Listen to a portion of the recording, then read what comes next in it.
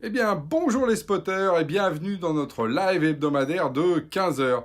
Alors, on reprend la formule condensée 5 minutes vidéo après ce magnifique live qu'on a fait la semaine dernière de plus d'une heure, qui était une vraie émission, pour revenir à mes lives très directs. Mais vous verrez, donc 2 mois, on en fera, comme je l'avais dit, un live complet. Alors, j'étais parti sur un sujet au départ pour parler de la formation et du numérique. D'ailleurs, je reviendrai dessus quand j'ai été percuté ce matin par les résultats d'un baromètre qui m'a assis sur ma chaise. J'ai changé de sujet. Hein. J'étais parti sur un autre sujet ce matin. Et non, on va parler justement de la relation entre les grands groupes et les startups. On a le village Baïséa. D'ailleurs, je remercie le Crédit Agricole de faire ce baromètre. Hein. C'est Fabrice Marcella qui en parle assez longuement. D'ailleurs, dans French Web, vous verrez, il y a pas mal d'éléments. Et donc, ils étudient comme ça, année après année, la relation grand compte startup. Très bien. Sous 4 angles, hein, rapidité, simplicité, bienveillance et création de valeur. C'est vraiment joli, c'est magnifique. On se croirait effectivement dans le discours de notre président d'hier. Le monde va bien, on grandit, il n'y a que du progrès pour tous. Sauf que ça se dégrade. Voilà, ça se dégrade. C'est-à-dire que, alors on y reviendra un petit peu après, on a pensé à un moment donné qu'il y avait justement une relation qui était en train de se redynamiser, qu'il y avait une espèce de reprise de conscience de tout le monde, de tout l'écosystème.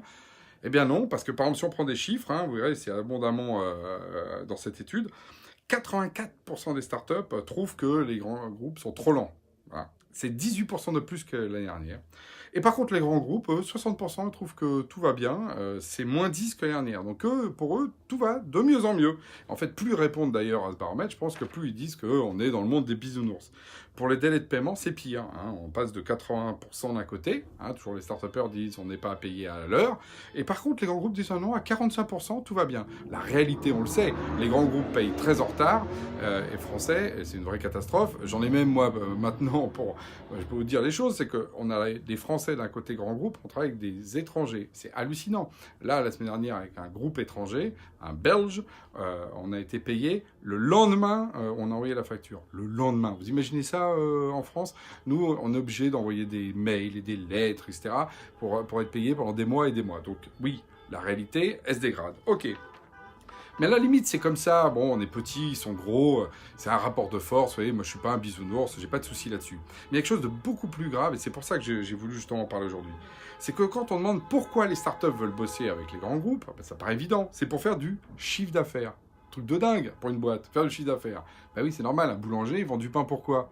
Parce qu'il aime le blé? Bah non, oui, parce qu'il veut gagner de l'argent, comme tout le monde, et que c'est comme ça qu'on vit et qu'on grandit. Donc faire du chiffre d'affaires, c'est normal. Donc la réponse, je crois que c'est à plus de 84% là aussi. Hein. Donc voilà, les startups, normalement, veulent faire du chiffre d'affaires.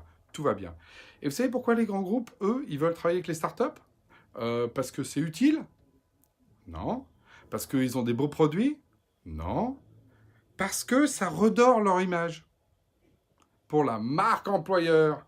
Parce que ça fait chic. Parce que quand on veut recruter justement des gens, on va leur faire croire qu'ils vont, comme nous on travaille avec des startups, on est cool. Et là on se dit, mais on marche sur la tête, quoi. À quoi ça sert? Genre, dans ces cas-là, en fait, si on réfléchit à ce que sont les startups, les petites boîtes, les PME françaises vis-à-vis des grands groupes, on est juste des faire-valoir. On est des espèces de petits bijoux qu'on s'offre comme ça, histoire d'être un peu joli, mais on a, au fond, pas de valeur. Et en plus, ça s'est encore dégradé. Et donc, on est vraiment dans du startup washing. Alors, quand j'entends d'un côté Startup Nation, et que je vois ça de la part des grands comptes, dont on sait qu'ils sont systématiquement, d'un point de vue politique, privilégiés, pour les impôts, pour leurs investissements, pour leur place dans l'État, alors que ce soit les grands groupes étrangers ou les groupes français, on se dit, mais c'est normal que l'économie française n'aille pas bien. C'est normal. Et en plus, on le sait bien, je veux dire, quand les choses sont pas claires, c'est une chose. Mais en plus, c'est qu'en plus, ils font de la com là-dessus. Voilà. Donc moi, je remercie en tout cas le village Baïséa de faire ce travail de baromètre. Moi, je pense qu'il faut vraiment qu'il y ait une prise de conscience. Je veux dire, les grands groupes, si vous achetez des trucs de start-up, c'est pour que ce soit utile. Parce que sinon, ça veut dire quoi la valeur économique qu'on a? Et là, c'est comme si moi, j'irais voir mon boulanger, je dis, oh, je t'achète du pain, tu sais, parce que ça fait sympa que je dise que j'ai acheté du pain chez toi, mais je ne mange pas ton pain. Ben, vous croyez que ça renvoie sa valeur de travail? Pas du tout.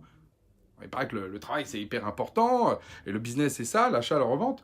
Voilà ce qu'on voit dans cette étude-là. Donc ça, les startups, on n'est pas des jouets, on n'est pas des breloques, on n'est pas des bijoux, hein, on n'est pas des trucs pour faire joli. Et surtout pas, en plus, et là c'est la double peine, pour que vous recrutiez des jeunes talents qui vont croire qu'ils vont être dans des endroits cool. Parce que la réalité, c'est que si justement vous avez besoin des startups, c'est pour faire des trucs utiles. Donc, de grâce, arrêtez de faire des trucs pour vous faire plaisir, ça sert à rien de faire du startup washing. En plus, souvent, c'est pour, ça c'est mon autre live que j'avais fait sur l'histoire des POC, là, les proof of concept qui sont en plus payés avec au lance-pierre pour 3000 €, je te fais un truc, pendant 6 mois, je te fais travailler gratuitement. Mais après, par contre, j'utilise ton image pour montrer que c'est super, que je travaille avec des jeunes startups. Donc, non, si vous voulez acheter des startups, c'est parce que c'est utile. Et je peux vous dire que vous en avez bien besoin. D'ailleurs, on le voit bien, le monde numérique est en train de renverser la table sur tous les secteurs et que les grands groupes qui font pas ça, ils sont en train tout simplement de boire le bouillon. Donc, c'est plutôt un intérêt vital pour vous, ça je le rappelle à chaque fois, plutôt que de faire ça parce que justement c'est chic. Donc, il faut sortir un peu de ce côté un peu paillette pour aller dans le dur, dans le business. C'est ce qu'on attend nous des grands comptes. J'espère que l'année prochaine, le baromètre montrera ça et qu'on pourra reprendre une activité normale. On est là pour faire du business et non pas pour être déjoué. Sur ce, à la semaine prochaine.